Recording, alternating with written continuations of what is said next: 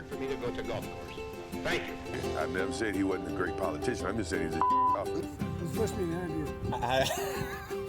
How'd you play out there today? Well, I found the conditions challenging, mostly because there's no grass on the golf course, but there never has been. I'm thinking about the swag bag, and I have high hopes for the swag bag. When you got 3 crevices on the green, your course is trashy.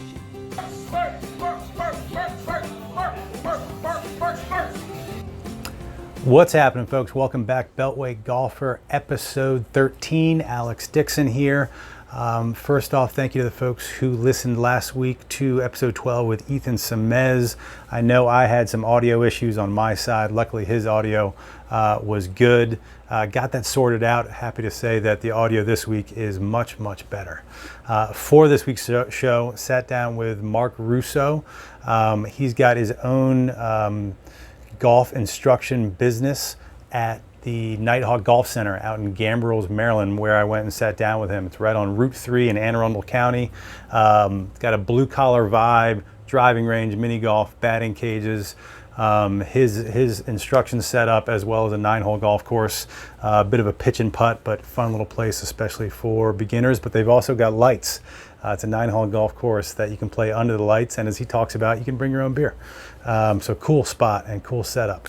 Mark is extremely well credentialed and heavily involved in the Mid-Atlantic PGA that we talk about. One thing that we didn't mention, that he's also on the list of Golf Digest's top teachers for the state of Maryland.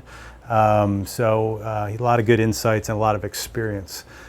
Before I get to it, I need more feedback. Shoot me an email, shoot me a message on social media. Would love to hear what you like, what you don't like about the show, who you'd like to see as a future guest, or what types of folks you'd like to see as a guest. And of course, rate and review on iTunes, YouTube, wherever you can, and of course, subscribe. But that's it. Here it is. Hope you enjoy Mark Russo, Golf Instruction at Nighthawk Golf Center, episode 13. Enjoy. All right, we're out here at Nighthawk Golf Center with Mark Russo, and this is going to be Beltway Golfer episode 13. How are you? I'm good, Alex. You? I'm doing well. We're meeting each other for the first time. Yeah. One of the reasons I'm excited to sit down with you and have you on the show, well, a bunch of different reasons, but one of them is you've got your own podcast. I do. And it's called Driving Improvement. Driving Improvement, yeah. My wife came up with that tagline sort of for my business. It was on my website, and we were like kicking it around and wanted to do the podcast. It was a fun, creative thing, something different. And she was like, how about Driving Improvement? And I'm like, oh, okay. Well, that makes sense. I mean, it was kind of like, it kind of falls in line. And yeah, it's been a lot of fun. It's been kind of just about, not just golf related, but I'm always pushing it back to the golf side with my students. So just success and failure and why it's hard to get better at stuff. So it's been cool. Yeah. Well, we're gonna hit on the podcast. I got a few things to ask you about the podcast. Okay. But let's kind of start with who you are. Amongst other things, you are a Mid-Atlantic PGA Teacher of the Year. Mm-hmm. Which was, what year did you win that?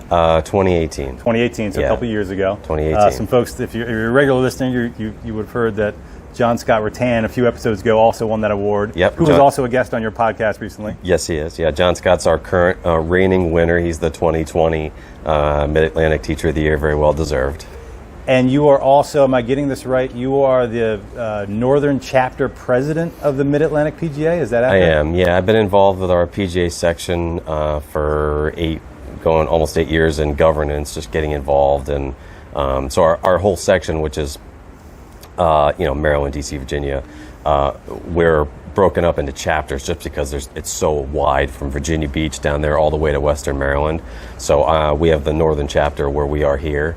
And I'm the president of the chapter. Interesting. So I didn't know. So it goes from Virginia Beach to Western Maryland. Then what's the northern tip and what's the southern tip of the Mid-Atlantic PGA? So the Mid-Atlantic, we basically are Maryland, DC, and Virginia. So it's just the state lines. The state, yeah. There's all three of those, yeah. So it's a big territory. It's a big section, a great history. So it's been fun. I mean, I'm involved in that side too. So it's an interesting dynamic there. It's been great for meeting fellow pros and getting to know more people and just getting involved in our association, which is fun. As someone who's, I'm a bit of an outsider. I don't know all the ins and outs of the PGA. What kind of responsibilities does that entail, being the president of a chapter? What are you doing? It's not, it's not like an overwhelming a thing. It's a 2-year term. We've got 4 meetings in that 2-year period, spring, fall. We have a bunch of tournaments. We have a tournament chair. So I'm just kind of overseeing a small board, and we're trying to do some good things for golf. We have a junior golf, a piece to that where we're trying to do a few junior golf events. We have player development where we're trying to do things in the community, either at the colleges or local festivals, getting people to get a golf club in their hand and experience the game. And then there's some, education and mentoring that's more for our pros. So it's just sort of kind of pushing everybody in the right direction and trying to keep our association doing the right things for the game. Gotcha. Do you get involved in many of the tournaments that the MAPGA puts on, like any of the state tournaments or anything like that? So, are they even involved in that? So for the MAPGA, for the Mid Atlantic PGA, we run our own tournaments. Gotcha. So our own professional events for our pros. And our section staff's also involved in some other events too, like the Virginia Open. But we have section tournaments for the whole section, and then we have chapter tournaments, which are more localized within those chapters. So okay. I play occasionally in the section tournaments, and I play in the chapter stuff because I'm the president. It's just difficult for me to play any golf these days right now, given how busy I am. And So you play in those tournaments as well? I do. Yeah, gotcha. Not particularly well these days. I mean, you get what you deserve when you. I'm starting to learn that. The more teachers I speak to, and I've had a few on the show already, and they don't have a lot of time for their own game. It seems. No, I mean I hit balls regularly, but as my students know, there's a big difference between the range and the golf course, and it is what it is. Yeah. I don't go in there with high expectations. I go in there to enjoy it. Play some competitive golf, which is fun, but more than anything, just getting in there and being with other pros and meeting other guys, and it's a good way for me to network and just again make new friends within our association. It's fun. Got it. Excellent. So now you've been in golf for your entire career, essentially. Am I getting that right? Well, the funny part is the place we're sitting now was where I got my first golf job in high school.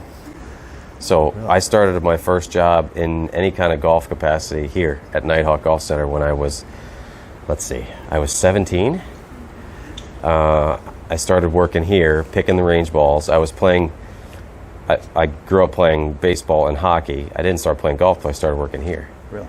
So at age 17? Yeah. And so I've come full circle. Got it. And so you obviously grew up nearby. Yeah. We are, in my geography, so we're in Anne Arundel now, right? We're in Anne Arundel, Central, Anne Arundel County. I grew up in Prince George's County. We're not far from PG County, right? No, probably, if we cross in the Bowie area, we're 15 minutes down the road. Yeah. Nighthawk Golf, this place is, it's unusual. It's got a little bit of everything. It's got the driving range, it's got the batting cages, it's got obviously instruction. It's got a fun little 9-hole course. Yeah. Which is, I've played it once or twice. I haven't played it recently, but what's the longest hole? Longest hole's 110 yards. 110 yards. The greens are humped. You're hitting off mats, but it's a fun little spot to come out and chip and pitch the ball. It's great for newer golfers, great for kids. Families can come out. And actually, they added foot golf a couple of years ago, so they got 2 sets of pins out there. The big holes where you're using soccer balls. Yeah. We got a lot of people who do that, and then the par 3's great. And then some people come out there and just kind of practice around and chip around or whatever when they pay to come out, and it's good. No, it's a ton of fun. I would imagine it's a great course, especially for certainly for beginners. And and so you're set up here. We're sitting like kind of just out. I'll take some pictures, but just outside of your. What do you even call this? Your instruction we call barn? This the barn, yeah. Barn, okay. The teaching barn, the teaching barn. So that's right next door. So you can kind of take the folks that you're teaching, bring them right over there. Yeah, we'll take out there. It depends on the students. I had a couple ladies who were here before you set up with me, and next week we're going to go out there and really take them out and play the game, which they haven't actually done yet. And I have a couple high school kids. I'll teach at the same time. We'll go out there and we'll do a little challenge, no putter and a wedge, and that's it, and just play. Yeah. So it's fun. How long has Nighthawk Golf Center been here for? Nighthawk has been here since, I'm going to get the year close. I want to say 1990-ish. Okay. Yeah, 89, 90. Same family owns it, that built it. And, it's been around a long time. I mean, awesome location here. I mean, high traffic area. I mean, I think the last time I heard it was like 65, 70,000 cars go by here a day. Like, it's crazy. Yeah, the traffic. I mean, I pulled in tonight. Parking lot's packed. Yeah, every bay looks full. It's always jammed here, especially in the evenings. Because we've got other stuff going on too. So batting cages and I'm a big fan. I mean, last time I played organized baseball was freshman year JV back in the '90s, but I kind of love a driving range that's got a batting cage. Yeah, it's a different feel for sure. But I mean, hey, trying to attract families and in these crazy times. I mean, yeah, people need to get out and do stuff. So there's golf's another one been great not for too that. far from here. Is it Rocky's Gorge? You ever go out there? Do you know what I'm talking about? It's on 29. Yeah, that's a little bit up a little ways away up the road. But further I've seen that one a few times driving by there. I used to go there myself. I used to go up to Rocky's Gorge quite a bit as a kid, and more for the baseball and for the batting cages than for golf. So you grew up near here. So you mentioned you kind of first got your first golf job here at Nighthawk at age 17. You've got your golf bag right over there, and on the side of it is DeMatha. So you're a Stag? I am proud DeMatha graduate, class of '94. I'm crazy to say that, but that was my year. I didn't play golf there because I just picked up the game like right around my senior year. But I played 4 years of varsity hockey there and then played college hockey. But I'm still involved quite a bit with the school. I'm on the committee for our large Ray Smith scholarship event. And the school's it's a brotherhood. Both of my boys were baptized in the chapel there. Really? So it's a special connection for sure for me. So that's interesting. So you played 4 years of hockey there. I did. You played college hockey at Towson? I did. Yeah, I played at Towson. Hockey and golf. There seems to be quite a connection there. Yeah. Why? Well, I just think it's, I mean, you play hockey in the winter and then you play golf in the summer, right? It's like, you got the 2 seasons, and I think it kind of fits. I mean, it's a similar motion in a lot of ways. I mean, it's just guys take off from the ice and they go play the game and they love it. I mean, when I was before I came here a bunch of years ago, I mean, I was at the country club at Woodmore in Prince George's County for 10 years. And I got to know and become good friends with a bunch of the coaching staff on the Capitals and played many rounds with a bunch of the players. Really? That's how I had Dean Evison, who's now with the Minnesota Wild, on my podcast. And a couple of the guys who are with the organization are still friends of mine. And those guys just love the game. They really do. And they love to play for a few bucks. And they can usually move it, too. They can smack it pretty good. So it's fun. I'm sure, yeah. Similar motion, got to get the hip turn to really get the full speed. And they all got strong legs. Yeah, using the ground. Yep. Yeah. So DeMatha, back to DeMatha for a minute. So you kind of picked up the game there. Does DeMatha have a pretty competitive? I mean, they're competitive in every sport. Yeah. Is their golf team pretty? Yeah. The golf team has done very well over the years. Had a lot of really good players come out of there. I mean, there's been quite a few guys who are very solid players come out of that program. Coach Spots. So Ben Spots and Dan Spots there. So yeah, they've always had a pretty competitive team. It's a tough division to play in. So I grew up in the area as well. I grew up in Montgomery County. You and I are actually pretty similar in age. And I grew up. I was more of a basketball guy. And Morgan Wooten in this area, he was, legend is kind of an understatement. I used to go to his basketball camps every summer up in Mount St. Mary's, and I'm just curious as someone who went there and played sports, is he, since DeMatha is so good at so many different sports. I mean, their football team's great. All the obviously hockey, golf, all these different sports. Was he revered, inside the institution, like almost because of his, everything that he was? He was. I mean, I didn't have him as a teacher in class. When I was there, he was still teaching a little bit. But yeah, I mean, everybody just loved the guy. He was such a positive, gentle person, and you walk down the hall and you say, as soon as you see him come walk down the hall, you just tell everybody, was like, oh, here comes Coach Wooten, and he'd look you right in the eye and say, how you doing? And he was super cordial and always nice, and just, he's super revered. And I had one of his assistants, Pete Strickland, on with me, and we talked a lot about his coaching and his influence. So he's super revered. Inside the school as well. That was enormous news in this area when he did pass, and obviously his son is the coach at O'Connell. O'Connell, Joe. Yep. Right. So you played some college hockey. At what point did you kind of make the switch to golf's my thing? Well, I mean, college hockey was cool. I still play to this day. The way it really worked out was one of those, honestly, Alex, was one of those really weird life things where it was, I could have gone either way. I was a mass comm major at Towson, and I was still working, I was working at a course which is no longer there in Prince George's County, Marlboro Country Club. I had moved on from here and worked my way down there. A friend of mine hired me in the shop, and I was at the point where I was getting ready to graduate school and I needed a job. And I was interning at Channel 2 in Baltimore in the sports department, and was up for an editing job. And I was also doing golf as I was loving the game and I was doing that. And an editing job just didn't open up. The guy just couldn't find a spot for me. And so I had to at least keep going with the golf one. And there it is. Here I am. You got the bug. It's weird. It could have gone any direction, and here I am. Okay. So over the years, now you've already tossed out a couple other places that you've worked. You've kind of been around to quite a number of courses. Yeah. Let's go through, read off some of the courses you worked at, and then how you ended up back here where it all began at Nighthawk. Yeah, so I started here. I was here for 2 years. I went to the courses at Fort Meade, which are no longer there, unfortunately, for a little over a year in the bag room there. That was a great experience where I really started playing a lot more golf. Incredible time working there. I never got an opportunity to play there, but I've heard nothing but tremendous things about the experience there and just kind of the atmosphere at Fort Meade. Yeah, it was awesome. I mean, just dealing with the military folks and the DoD folks, and it was just it was a lot of fun to work there. So I worked there. Then I went to Marlboro Country Club where I really started working the golf shop. I was there for roughly 4 years. Made a brief stop for half a year at Turf Valley Resort,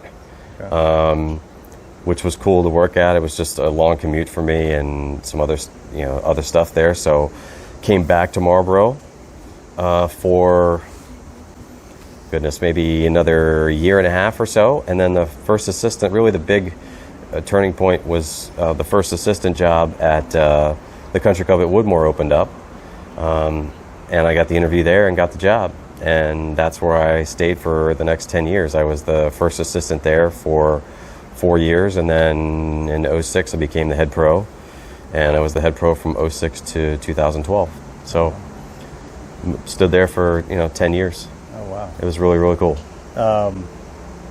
And so coming back to Nighthawk, I see the MR Golf Instruction logo everywhere. Mm-hmm. So this is basically you were able to get an opportunity where you could start your own company, essentially start your own. Yeah, I mean, it was one of those things where I'd been in the club side of our world for 15 years or whatever, and my first son was 4.5, 5 months at the time, and I just realized that as I'm sure you're finding out talking to some of my compadres in this business, it's a difficult grind at times from a family perspective, and holidays and weekends we're working and everybody's off. Right. And I realized I need to be somewhere doing something where I could be home and not miss his life and still be in what I'm good at. And I always wanted to teach. I taught when I was at Woodmore, but that's a small piece of the pie when you're a head pro. You got everything else I was responsible for. So in 2012 I basically they were looking for another teacher here. I just happened to stumble on it, and they knew me from years back, and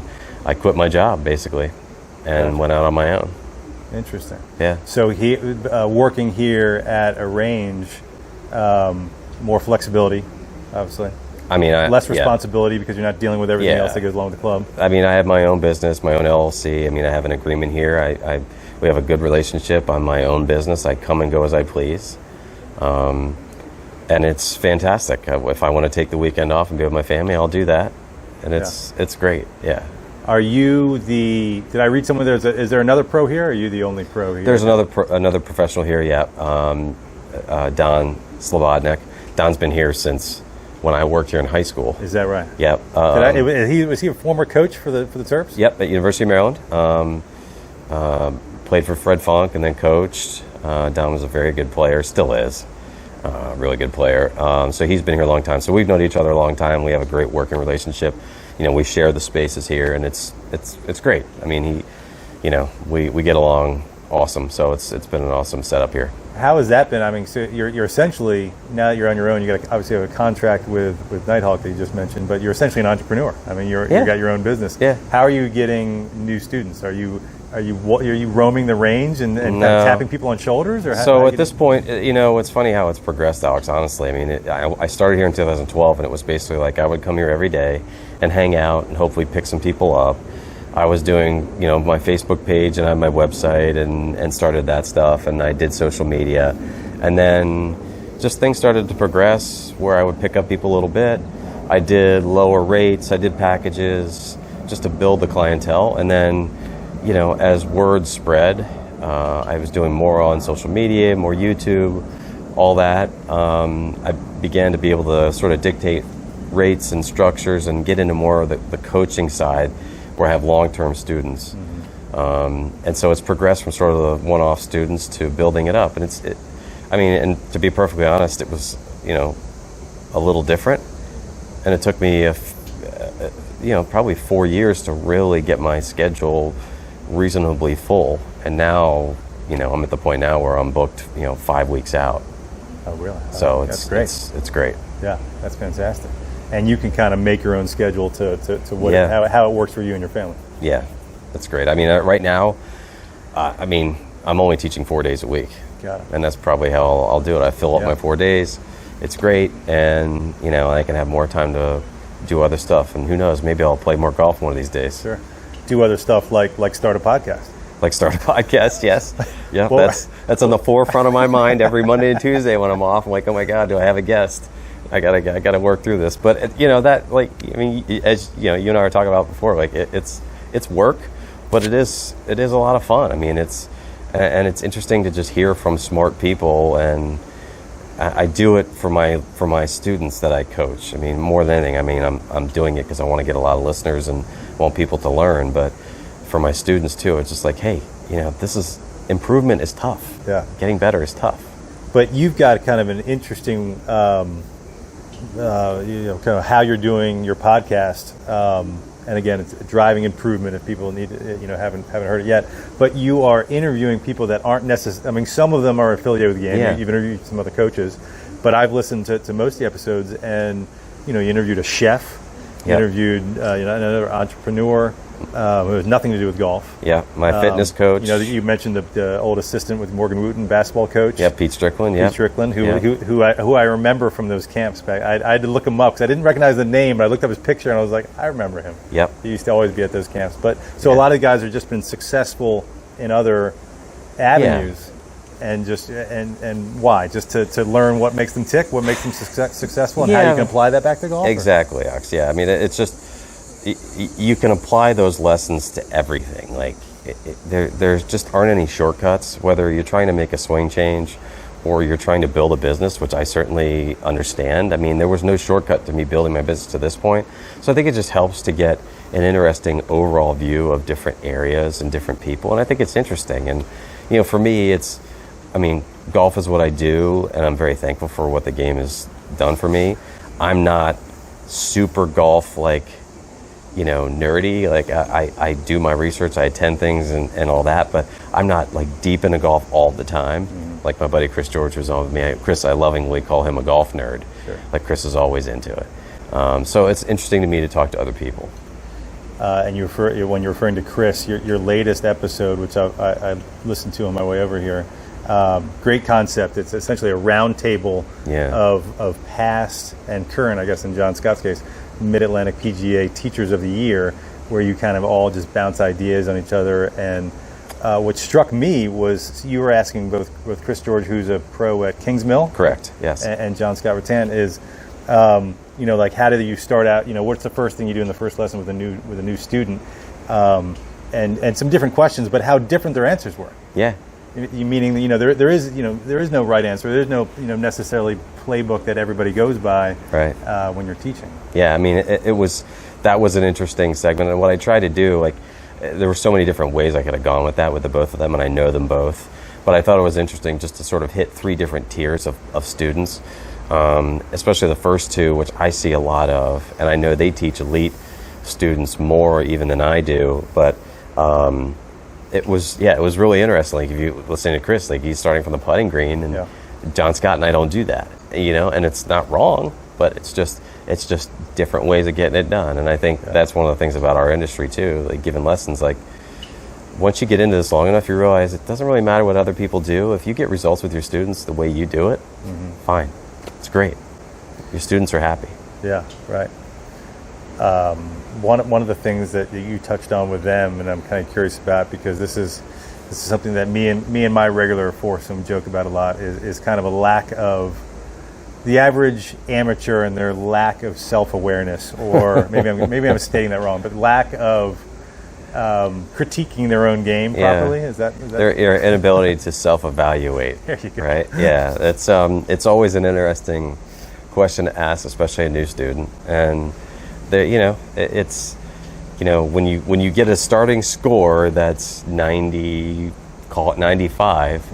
And then you hear, well, this is pretty good, this is pretty good, this is pretty good. I'm like, wait a second. Hold the phone here. Like, something's not right, okay? Right. It's not, as I said on the podcast, like, it's not all sunshine and rainbows. Like, you got to be able to be honest about what you're good at and what you're terrible at. It's okay. So. And that can be challenging. Yeah, it is for people. I mean, people don't like to feel like they're inept at something, but at the end of the day, most people are terrible at golf, right? It's especially okay. Especially after you spent 4 or 5 hours and a bunch of money to get out there and play. Yeah, so it's like, how much better do you want to be, and are you willing to put the time in? Are you willing to honestly look at it and say, yeah, I need to get better at this? And it may not be full swing. Right. And that brings us, so like the folks that you teach here, on average, are you had mentioned, and at least in one of your podcasts, how you work with a lot of high school players. Is that more typical that folks that come to see you, and any golf instruction really, are younger folks that are just starting out with the game, and people, I guess, of any age that are starting out with the game, or do you get some folks that have been playing for 20 years and just like, all right, I'm finally ready to get some instruction? I would say I have more of that, to be honest with you. I mean, I think I teach some high school kids. That's not a huge part of my business, but I have some kids I teach, a small grouping, and they're great. My meat and potatoes is the core golfer, really from like the low single digit up to the 22 handicapper, and then I'll get some beginners, but those people are really the core of my business. Like they're people who they are members at clubs, or they pay to play public golf. They buy golf clubs regularly. Like, they support our industry by injecting their income into it. Sure. So those are the people that I teach primarily. And so those folks, because when I'm thinking about the people I know and the people I play golf with most often, I can think of plenty of folks, myself included, that probably need to invest more of their money instead of go out there and playing more rounds, but maybe play 3 less rounds a year and get some lessons, or whatever the equation is. Yeah. Is it more often there's something wrong with their swing? Is it you're working on a short game? Is it the folks that have been playing, not necessarily the brand new golfer, but the folks who've been playing for a while? Where do you usually focus? Well, I mean, for me, like if it's somebody new who's coming in with me, we're going to assess as much of it as we can first. Like, I'll let them let it all out, give me their feeling on it, and then I'm going to give them mine. And a lot of times those don't match up. Right. And I'll just be honest with them. Like, look, you just hit 5 balls, exactly the same curvature. towards the target, repeatable, as John Scott likes to call it. Sure. And now I want you to hit me a 40-yard pitch shot, and they have no clue. So it really, I'm much better now than I was early on in my golf career at coaching and understanding when to do no harm and where I need to really to dig in with people. And a lot of times it's their ability to manage their own swing versus having to change it is what needs help. Yeah, I can see that. Do you measure? I'm just curious. Do teachers, are they big on keeping stats like improvement? Like, okay, when you started with me, you were this handicap, and after 3 months, 6 months, a year, or whatever, do you measure it like that, or not really? It depends on the person. I mean, I've got maybe eight or 10 students who use Arcos, and I look at their stats, and we use that stuff as a guideline for a lot of what we do. But for some of them, it's handicap, and we say, okay, it's a goal. Some of them just want to hit the ball better. They don't care about score, so I have to be understanding of that and make them happy. And that's the ultimate thing for me, honestly, Alex. It's just like, are they happy when they come in for lessons? Do they enjoy the experience? Are they getting better? Yeah, but are they enjoying the experience? Like, at the end of the day, I've had this discussion with multiple people before, and it's like, if somebody comes to you and they don't enjoy the experience of being there, they're never coming back. Yeah. Now, if they come to you and you help them hit the ball better, but it's a miserable time, they're not coming back. Right, but if they come to you and they get some hope, they understand what they have to do, and they have a great time, you got them. Yeah. You've got them. That must be. Do you ever get out and play with your students? Occasionally. I mean, it's obviously tough for me being here at a range. I mean, I'm actually starting to set up. We're starting this in a couple of weeks here. I've got a small group of students. We're going to play down at Oak Creek together, just for a fun day. Not a playing lesson, just for all of us getting out together. Now, I'll be watching, but I'm going to play and enjoy the day myself. But it's difficult for me to get out. So that's why Arcos is great, because I can get on there and see the hole-by-hole GPS satellite view and what they did. And I can send them notes through the system that I use with them and say, hey, I noticed a lot of wedge shots and here, and here. So it's almost like me being on the course with them to some degree. You know what? I never even considered that. I'm familiar with Arcos, and what's their competitor, Game Golf? Is that I believe still so. around? Yeah. I mean, Arcos has kind of taken it over for sure. Okay. Yeah. I've never. I tested it out once. I've never. I didn't end up purchasing it, but it never occurred to me that. So if you get a teacher, all that data is going right back to them, and they can kind of monitor that, and they can kind of see if something stands out. Yeah, I just put them on my student dashboard, and I can look at that stuff, and I use. For all my year-round students that are on my long-term coaching program, they're all on I use Coach Now, is our coaching platform. So everybody has their own individual page on Coach Now, where we share information. They can type notes in from practice sessions, and I'll go in on my days off and spend a little bit of time going through my students' Arcos and send them notes in Coach Now. We'll go back and forth, and it just helps us sort of focus in what we're going to do in lessons. Yeah. It's been very helpful. And then some of my students are really good about saying, okay, I need to work on this, this, and this. I think the difficult ones for me, honestly, are when students come in and they don't have a plan.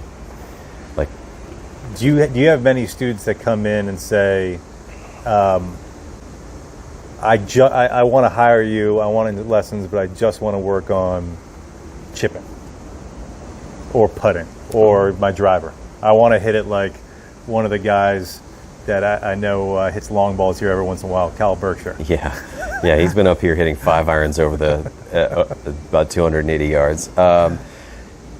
You know what? I don't get that much. I mean, I'll get some of that occasionally, but I think when people get into a long-term coaching relationship, which is what I prefer, I think they're understanding that we're looking at the whole thing. Yeah. Now they might have one area that's seriously glaring, and we've got to fix it, and we'll do that. Sure. But I certainly am always nudging them. If we get too sort of full swing oriented, I'm like, let's make sure we're checking out the short game stuff too. Like, let's test this. Interesting. Just to be safe. What is I name drop Kyle Berkshire there, because I see him post some videos, and he's a local guy from this area and comes up to Nighthawk quite a bit.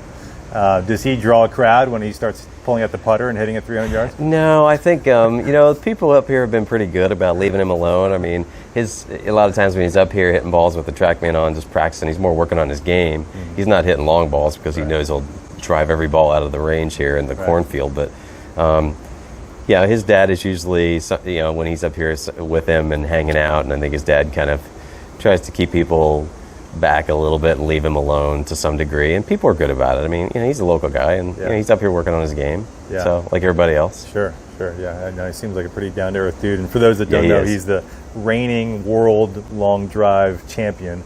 So Correct. he essentially can hit a golf ball further than anybody on the planet. That is correct. Yes, and he does it very well, and he's again local. I mean, his dad owns Crofton Country Club right up the road, and Kyle grew up playing there, and.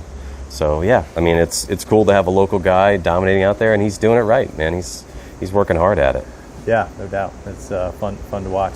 So obviously this is an unusual year, with everything going on. But have you seen? It seems that with all the craziness going on, golf's kind of I keep saying golf's having a moment. It's there's a lot of things that are unsafe to do. And golf seems to be one of those things that's very safe, and people that maybe have quit the game are coming back. Have you seen a lot of that firsthand? Yeah, I mean, I think it's been really interesting. I mean, I came back to work in June, and it's just been gangbusters. I mean, all my regulars, and then I've had a lot of new inquiries and picked up a bunch of new regular students. I've never seen the range here as busy as I've seen it. It's always been a busy place, but there's times of the day where I was shocked at how many cars were in the parking lot. And our club business here, which we have a really good club fitter here, Brandon Johnson, and he does an awesome job. He does all my club fittings for all my students. Okay. I mean, his numbers, even with are awesome so far this year, even with a couple of months of being shut down essentially. And I mean, it's definitely going gangbusters, and I'm hoping that moment stretches a lot longer than that, long term for the health of the game. I think we need it. Yeah, no, I hope that's true, and I agree with you wholeheartedly, especially since there were several years in a row there. It seemed like golf numbers were going down, participation was going down, a lot of courses closing. Yeah, still seem to be closing to some extent, but hopefully that's this one silver lining to this year is that all turns around. Yeah, I'm hoping you're right about the courses closing. I mean, it's been tough. It's certainly been tough for public golf, in my home county, in Prince George's County. I mean, we had all these closed courses that I know were there when I started in the golf business aren't there anymore, and it's just, I mean, it's been nuts. So it's been kind of tough with public golf, and then we've up the road here, we've had Eisenhower closed for a while under renovation. They're still not open yet. Hopefully this fall here, although we're already really into the fall, I guess. That's going to be an exciting reopening. They're reopening it's going to be a bunkerless golf course, right? It is, yeah. I mean, it's. I think all the golfers are excited about it. I think I'm excited for everybody to get out there and play it. I know Damian Cosby, who runs the grounds for the county, who was the head pro there. I've chatted with Damian about it and actually, given him a lesson or two, and he's excited about it. I think the golfers in the county especially are going to be really pleased with what they did. Yeah. How about the 9-holer here at Nighthawk? Is that see, there's some people out there right now, and we're almost out of daylight here. Has it been getting, their numbers are up there as well? Yeah, I think they've had a decent amount of play for sure. A lot of faces out there I haven't seen before, and I think it's. I'm imagining their numbers are probably up because it just seems like every time I look out there, there's people all over the place. Right. Yeah. So it's been awesome. I see a lot of kids, which is cool. And that's what we want. Yeah. No, it's a fun course. One of the things that was sticking to the course for 1 minute. It's a cool little design, like you said. The longest hole is maybe 100 yards. 110. Yeah. It's not going to be confused with Augusta National. No, it's definitely not. It's okay. They've got a couple really fun tee locations. Like you're essentially back in the woods. Yeah. Hitting off mats. But it's really cool. And 9-hole courses and shorter courses and kind of anything alternative to 18 holes are kind of also in vogue right now in the world of golf. do you envision, has there ever been any conversations about changing it at all, or sprucing it up a bit, or anything like that, or not? No, not you know, really? I don't know. I think that's a good question for the ownership. I mean, I think you know, they keep it mowed, they keep it in decent shape, and you know, it was never meant to be, you know, super manicured, maintained like a true golf course. Sure. But you know, again, it's all about the experience, honestly. Like, just you got tees, you got a green, you got a hole in the ground and a flag, and it's like, that's the game. And you know, it's worked well. Like you said, I think giving people an alternative from a distance and time perspective is super important right now. I love it, and I think it probably also helps with, you know, in this year where so many people are either picking up golf for the first time or coming back. I'm looking over your shoulder right now. I see a foursome out there. It looks like they maybe have 3 clubs between them. Yeah. So maybe they don't even own clubs, and they're out there giving it a go and trying out. So it's you know, it's a really cool spot. And we see our share of folks out there with, you know, their clubs and pulling a cooler with a couple beverages in it, you know, behind them too, and that's cool, right? I mean, we're trying to relax golf a little bit too. Yeah. So, and that's frowned upon most places. Is that? Oh, it's fine here. Yeah. I mean, they don't care. I mean, look, they're paying customers, get out there, have a good time, like whatever. I mean, we're, you know, it's a different environment, you know, coming from a high-end private club to here, but you know, I think it's great. It's a little more opening and welcoming in that way. I miss being at a golf course because of the golf course, but you know, we've got the facilities here to do everything we need to do, so it's great. Yeah, that's awesome. No, I'm a huge fan. What would you say to someone? I'm gonna ask you a real quick tip. Could put you on the spot for something that happens to me all the time on the tee, especially when maybe I overswing a little bit of it, but sometimes not. My back foot slips a lot. Okay. Is that, when you see that? Which way does it slip? It slips Behind you. straight backwards. Okay. Is that a distribution issue? Is that I like to blame it on my shoes, but I know that's probably not the case. Well, you could, but so typically, if you see somebody who is a trail foot slipper like that, that's somebody who might get their pressure too far forward on their left foot too early. Okay, yeah. And they're sort of stuck into their front foot, and it creates a little bit of an uneven distribution there. The club's moving fast, and then it's hard to manage your footwork that way. So I've seen that before in some students where they'll drive their pressure too forward too early, and then that foot kind of works back and out of it. Interesting. Yeah. Yeah, that makes a lot of sense. That's probably what I'm doing. I think that's a proper analysis. It's something I can take away from this. Do you pop it up with the driver? I don't. I mean, a lot of times that'll happen even on really good drives that I'm happy with. Well, at the end of the happens a day, lot. but see, that's the thing, Alex. Like, and that's where coaching and teaching and all that come together. It's like, you know, students want to tell me what they think is wrong by what they see visually. Sure. Coaches tell you what they think is wrong by how it functions. Right. So and actually analyzing what's really going on. Yeah. So if somebody moves their right foot like that and they hit it great, why would I touch it? Right. Like, what's the point? Right. Right. Like Greg Norman slid his right foot towards his left foot. Okay. Yeah. And was one of the greatest drivers of the ball ever to play. Yeah. So Jim Furyk, his dad should get a medal for not changing that swing. Sure. So I think when you talk about good coaching, it comes to understanding how things work and being able to fit to the person, and understanding that it has to be functional, not stylistically beautiful. Like, we all want to have a swing that looks like Adam Scott. Sure. But only Adam Scott has that. And then you see a guy like, you're talking about Jim Furyk, but like Matthew Wolff right now, Sure. you know, lighting the tour on fire. Yeah, George Gank one of is the weirdest swings you've ever seen in your life. Yeah, and a guy just pounds it, you Yeah. know. So it really just depends. I mean, that's one thing I've tried to do is, you know, fitting into what people do well and what they're able to do. And if somebody's not going to change what they're going to do physically, like if they struggle with something, an ailment, I'm going to try and build something around it. Yeah.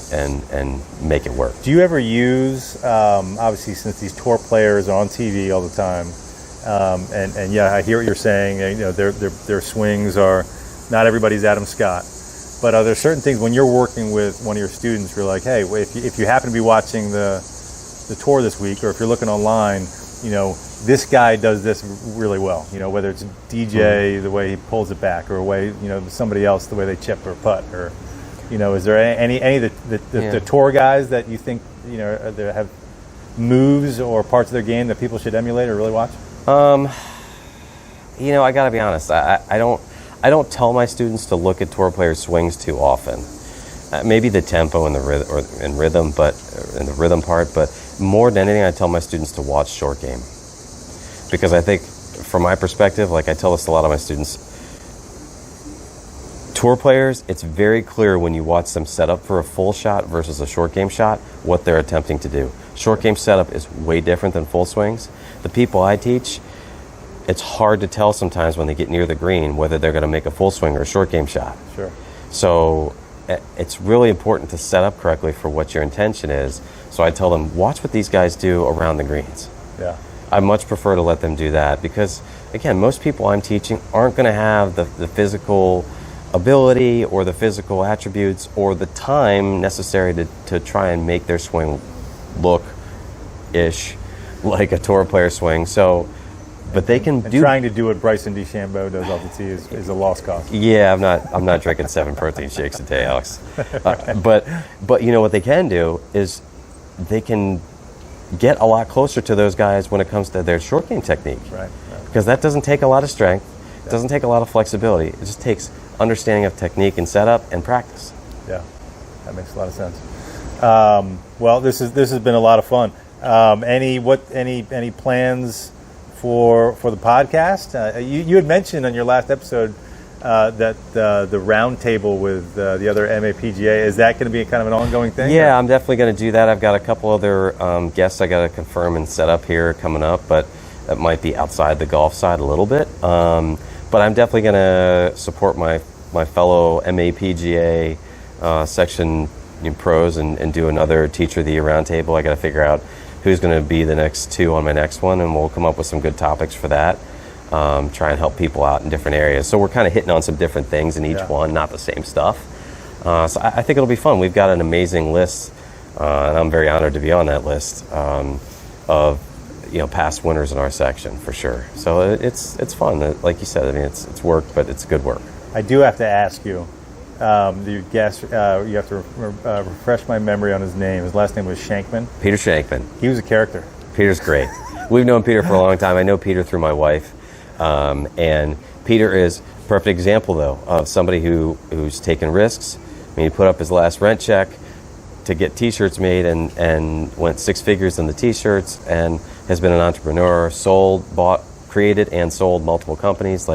He's a ball energy, as you can tell. Yeah. ADHD is his superpower, as he calls it. But he's taught a lot of people how to use that effectively, and he's amazing. I mean, it's tough to keep up. Yeah, no, him. I actually thought he was a super interesting kind of story and guy, and he was kind of going a mile a minute, and I was kind of laughing as I was listening to it, but it was really interesting. I knew that was going to be the shortest podcast to date, because there's no way you're keeping Peter on for longer than a half hour. So it was like 28 minutes of rapid fire, and then we're out. So it was good though. Yeah. Well, I'm also glad to hear. I enjoy talking to other folks that are launching their own podcast or just getting going in the podcast similar to me, so I can we can talk about that. This is work. It takes some effort to get it right. But no, this has been fantastic, and folks listening, definitely check out again Driving Improvement. Yeah, thanks. Mark Russo, and pleasure to meet you. And maybe we can get out and play the Nighthawk 9-hole at some point. Yeah, man, absolutely. Well, I appreciate you coming all the way out here to do this. So we got a pretty nice night, and come back out here and play the old Nighthawk par 3. I think the course record is actually Don, the other pro here, has it. I think he shot right after it opened. He shot 22. 5 under par. So there's your target score, Alex. That's I don't think I can shoot 22 out here, but okay. Sounds good. This has been great. Thank you very much, Mark. I appreciate it, man. Thank you. Cool. Ideas. I don't have a good golf game, but I don't really care. I'm a regular dude living in DC, and I want to know about DC-centric golf stuff. If you can tell me something that I don't already know, then that is great for me. I don't want the regular stuff. I want exciting stuff. I want different stuff. I want stuff I can't hear elsewhere. But I want it to be about DC golf.